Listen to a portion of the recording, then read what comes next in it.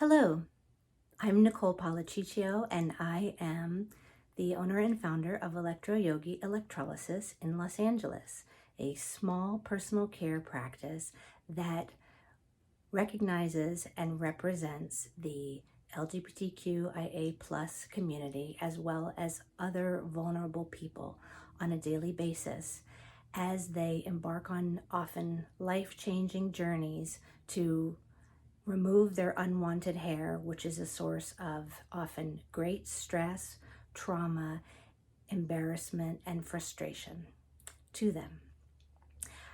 I'm drawing on some of the lessons and wisdom that we got in our sustainability lab covering the Fire and Flood documentary led by Vanessa Raddick.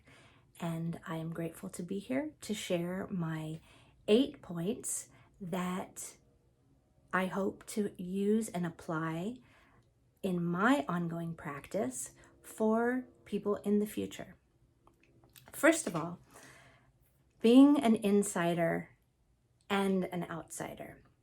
Coming into my electrology practice as a cisgendered female, working intimately and enduringly with the queer community, especially those who are transitioning their gender identity, is a very powerful, important, and vulnerable place to be.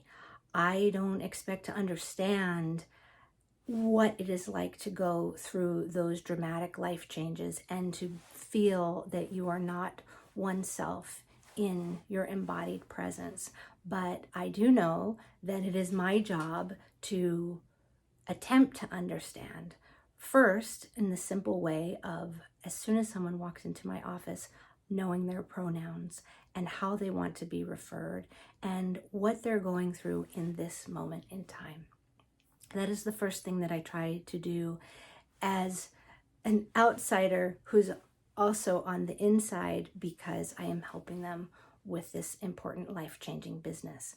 Secondly, I try to represent my many queer clients and not misrepresent them. In my work, even my messaging must be deeply compassionate to the experiences they are having at this time and how that is evolving in their journey.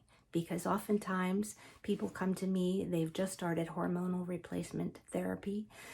They are emotional, they are dysphoric, and they want a solution and they want a fast solution, but unfortunately the solution is not fast.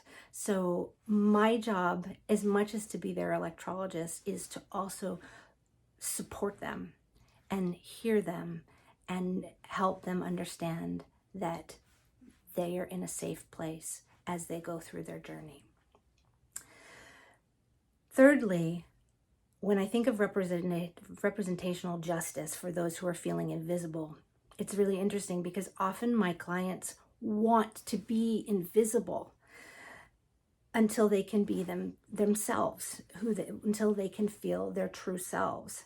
The dysphoria, the sadness, the depression, as I referred to, it's real for them and it's real on a daily basis. And this is one thing, their unwanted hair, that helps, by getting rid of it, it helps them feel more embodied. So my role is not just to be their ally and to support them emotionally by listening to their thoughts and feelings, providing the safe space as I described, but my practice is actually about visibilizing people in the queer community, visibilizing people in the Black community and the brown community, and even women who have been discriminated against for having unwanted hair in places that makes them feel less visible. So I try to help them bring out their emotional and physical visibility and be their best selves in this moment. Another thing I try to think about is not casting, per our video, trans or queer people as victims or villains. Trans people are not the victims of their cisgender as they remove their unwanted hair, nor are they bad humans for wanting to change their physical presentation. This often comes up with my queer clients who are cisgendered female, comfortable in their female bodies, but have unwanted facial hair and feel guilty about wanting to remove that. So I never think of them as a victim. I never think of them as a villain. And I learned a lot in our lab that is something I have to keep reinforcing. Another thing, when I think about the resilience of the community for whom I serve, I think that queer and trans people oftentimes are experiencing homelessness. They're experiencing disenfranchisement from their families. Many of them experience difficulties finding jobs as they're making their transitions. And many of them have been involved in sex work just to afford services like those things that I provide. So even with insurance coverage now that helps to pay for many gender transitions, the hair removal journey is so time-consuming and critical and expensive to their sense of self. They are often put in even more vulnerable positions to be able to afford this. So it is always my job to meet them where they are, to offer assistance if I can. And that could be a sliding pay scale. That could be a discount for them paying in cash. Whatever I can do to understand what they're going through and celebrate how resilient they are, that they're overcoming these obstacles as part of this journey. For me, working with the trans and queer community in this deeply personal way, their relationship to their bodies, their souls, and who they feel that they are, is a privilege and a gift.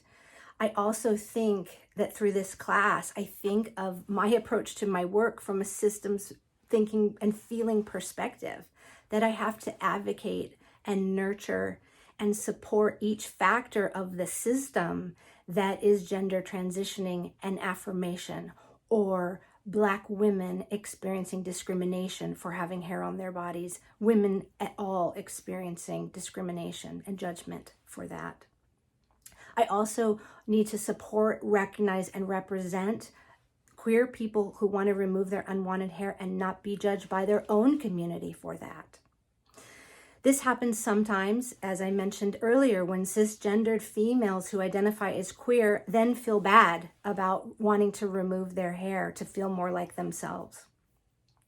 Like our sustainability issues, be they the climate crisis, endangered species, energy, sustainable cities, pollution, population, one has to approach these things on multiple levels to understand the whole picture. And one especially has to be open, receptive, representative, and compassionate through often these long journeys that people are embarking on in their discovery of themselves and their transformation of themselves. Sometimes having one single ally makes all the difference. Just like in sustainability, when one brave policy or act of courage can help make the world a more livable and loving place. I hope to do this in my work for the magnificent people in vulnerable communities and incredibly powerful, resilient communities for whom I serve. Thank you.